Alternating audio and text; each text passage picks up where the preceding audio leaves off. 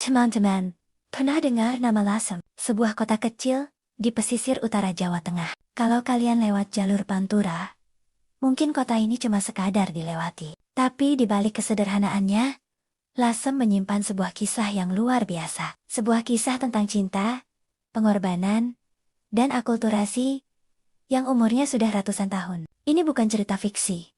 Ini adalah legenda nyata dari The Little Tiongkok Nia Indonesia. Ceritanya dimulai sekitar abad ke-15, jauh sebelum negara ini bernama Indonesia. Saat itu, seorang laksamana besar dari Tiongkok, bukan Laksamana Cheng Ho, tapi seorang anak buahnya yang bernama Bineng Uan, memutuskan untuk menetap di Lasem. Dia bukan datang untuk menjajah, tapi dia jatuh cinta pada keindahan tanah Jawa dan pada seorang putri Campa yang cantik jelita, bernama Nalini.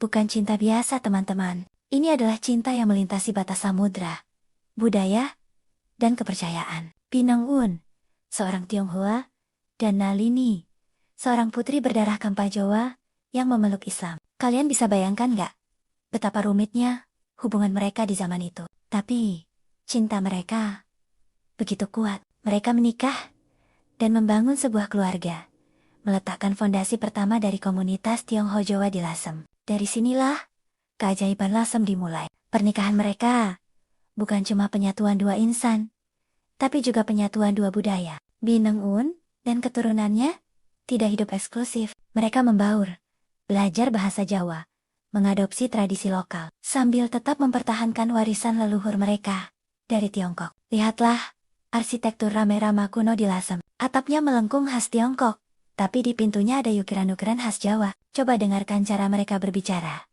Logat Jawa pesisir yang kental bercampur dengan beberapa istilah Hokkien. Dan yang paling fenomenal, batiknya. Ya, batik Lasem. Ini bukan sekadar kain.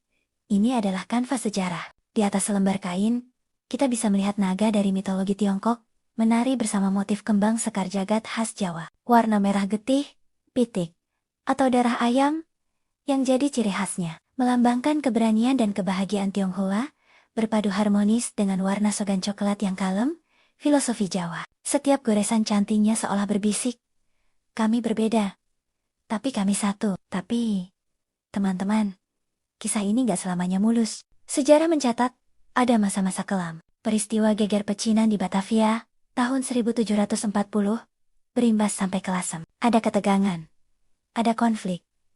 Komunitas yang sudah hidup damai ratusan tahun diuji. Banyak orang Tionghoa yang terpaksa lari dan bersembunyi. Dan disinilah bagian yang paling mengharukan. Siapa yang melindungi mereka, saudara-saudara mereka?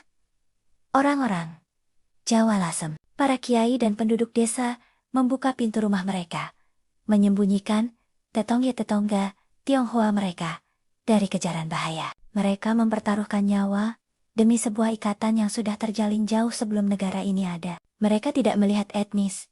Mereka melihat sesama manusia, sesama tetangga, sesama warga Lasem. Inilah Lasem, sebuah kota yang mengajarkan kita bahwa Bhinneka Tunggal Ika itu bukan sekadar slogan di lambang negara. Di Lasem, itu adalah napas kehidupan sehari-hari. Toleransi bukan konsep yang diajarkan di buku, tapi diwariskan dari generasi ke generasi melalui secangkir teh di sore hari, melalui gotong royong saat membangun rumah ibadah, dan melalui selembar batik yang indah. Kisah Bineng Uan dan Nalini, kisah geger pecinan, dan kisah batik Lasem adalah bukti hidup bahwa perbedaan itu bukan untuk memecah belah, tapi untuk memperkaya, bahwa cinta dan kemanusiaan bisa melampaui sekat apapun. Jadi, lain kali, kalau kalian melewati Lasem, jangan cuma lewat, berhentilah sejenak.